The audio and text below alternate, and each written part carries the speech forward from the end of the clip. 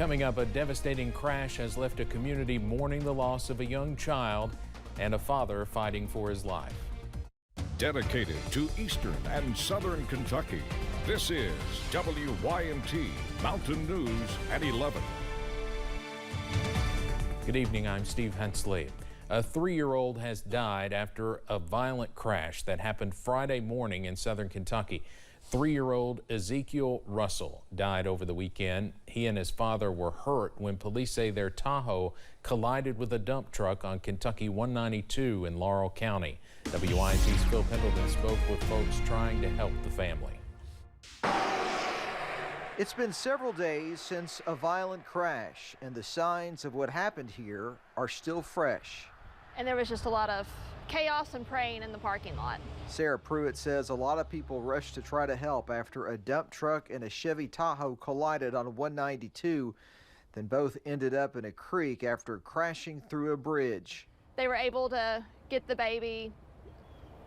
Chris was stuck and he had to be cut out. State police say Christopher Russell was seriously hurt when his Tahoe collided with the truck. On Sunday, his 3-year-old son Ezekiel, who was a passenger in that SUV, passed away. He is being remembered as a hero. So far, his family has said that from organ donation, he is a 100% match on his kidneys, a 100% match on his liver. And a number of fundraisers have been started to help this family through this very devastating and sudden loss, to help with Christopher because he's still in the hospital with medical and household expenses, and also for his 2 daughters that attend a local Christian school. It's devastating for the community. He was just, Chris was just a dad taking his girls to school. And people say they've seen a lot of crashes here. Some have been serious. They wanted me to say that we need lights here. They've got to do something different. And hoping they will not experience this kind of loss again. In Laurel County, Phil Pendleton, WYMT Mountain News. London Funeral Home is handling arrangements for Ezekiel Russell. Those have not been released yet. Temperatures today were in the upper 70s, even low 80s, and that trend will continue for the day on Wednesday. Numbers for today played out like this. Made it to 80 in Jackson. Ashland made it to 81. 79 was the high in Irvin. 78 in London. 77 Hazard, as well as Pikeville and Jonesville. Clintwood made it to 73. Wise checked in with 72. We have clear skies out there, and temperatures are in the 50s and 60s, low 60s towards Prestonsburg. Prestonsburg just updated to 62. 63 in Jackson, 10 cooler in Irvin. Hazard's at 54. Logan is at 59. Live pinpoint Doppler radar showing a clean sweep across the area, and this is getting a break for tomorrow and Thursday. It's when we get into Friday that rain chances will pick up. Overnight, though, we're going to stay clear, which will pave the way for plenty of sunshine for the day on Wednesday. As we take a look here at the noon hour, temperatures will be in the upper 60s and low 70s. We're going to talk about a little bit of a dip in the forecast and increase the rain chances, and that's coming up in the first alert forecast in a few minutes. Steve. Eric, thank you. Sheriff's deputies arrested a couple in Pulaski County after they say they abused a child in their care. Sheriff Bobby Jones says they got a tip Alexander Pence and his wife Tracy physically abused a 2-year-old boy as punishment several times. They arrested the two after detectives obtained warrants. They are each charged with first-degree criminal abuse. The investigation is ongoing. Detectives say they expect more charges to be filed. A Harlan County man is behind bars facing drug trafficking charges. Police arrested Carl Saylor on October 20th following multiple warrants for his arrest. He was charged with trafficking heroin, fentanyl, and multiple bench warrants. Saylor was taken to the Harlan County Detention Center. Police are hoping tips from the public will lead to an arrest after a theft of a camper was caught on camera. This happened early Sunday morning in Louisa. Security video shows a dark-colored pickup truck hauling it away just before 12:44 a.m. John Thompson works in the mining business and sleeps in his camper when he has to work out of town. He and his wife woke up Sunday morning to find out their camper was gone. Now Thompson may have to buy another one. I just bought actually a new truck to pull that camper. Now I'm going to be further and further in debt if I do have to go back out of town working. I've worked hard to pay for what I have, And, you know, I really don't appreciate people just helping themselves to my property.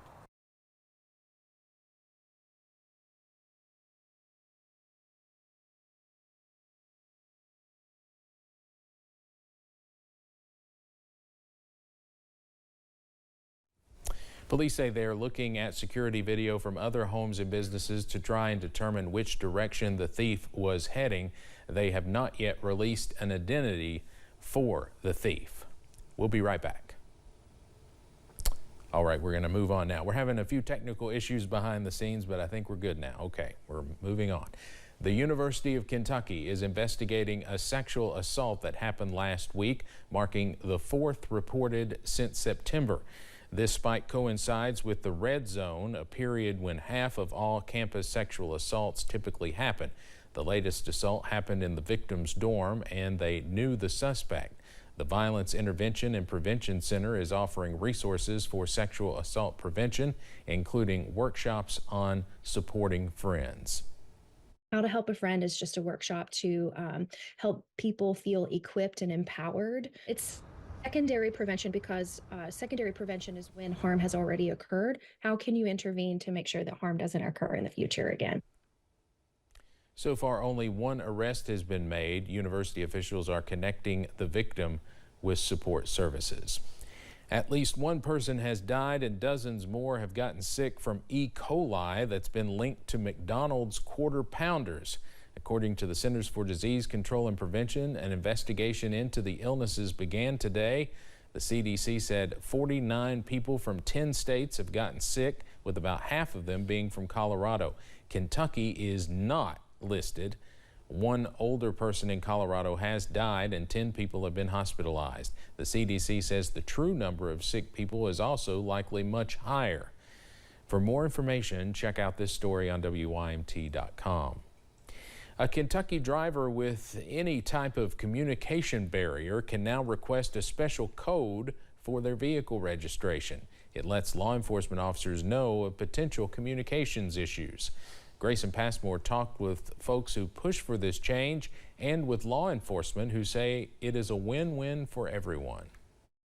And when I learned about it, I thought, you know, it's such a simple idea, but yet such a great idea. If you have a communication barrier, like being deaf or hard of hearing, or have a disability, you can now go to your county clerk's office and apply for a code to be added to their vehicle registration database. If and when a peace officer pulls you over, they'll run your license plate, and they'll know then that there may be some barrier when they approach. This allows them to be prepared mentally when they walk up to the car to say that this may be a different interaction. And, you know, the deaf and hard of hearing community and the community disorder community, they all think it's great because then it allows their presence to kind of be announced prior to the interaction. In 2017, Virginia Moore, Governor Andy Beshear's former interpreter, approached the Department of Vehicle Regulation Commissioner Matthew Cole with this idea. And years later, Cole says they've finally been able to make this aspect of traffic stops safer and more peaceful for both the driver and the officer. I'm sure she's looking down on us, you know, just happy as can be knowing that her legacy grows every time something like this improves. Richmond Police Chief Rodney Richardson says officers have ways to communicate with people with barriers, but knowing the barriers are there before they even approach can be a complete game changer. I think it's great. I think I don't know if there's any peace officer out here in the state of Kentucky that's going to complain about being pre-warned that there might be a potential communication issue. In Richmond, Grayson Passmore, WKYT. For more information on how you can apply for a communication barriers code, you can find this story on WYMT.com. Officials in Fleming, Neon, and Letcher County are working to replace old water lines. Lines run from McRoberts and into the city, then out of the city into the Sesco and Kona communities. The lines were installed 40 to 50 years ago, with several issues popping up throughout the years, including water outages this past winter. Supervisor Nathaniel Wilder says they have now moved on to the second phase of the project. He says they've been able to use grants to help. Well, we're hoping to have every water line, meter, some of our pump stations have all that replaced. We're actually a lot better off now. Things have actually come a long way. We're a lot better off when it comes to the financial side. Grant money helps tremendously for us to do the stuff that the city don't have to come out of pocket with. Wilder says they'll be able to conserve water once all the repairs and replacements are completed. The Pikeville Community Foundation is accepting applications for its 2025 food security grants.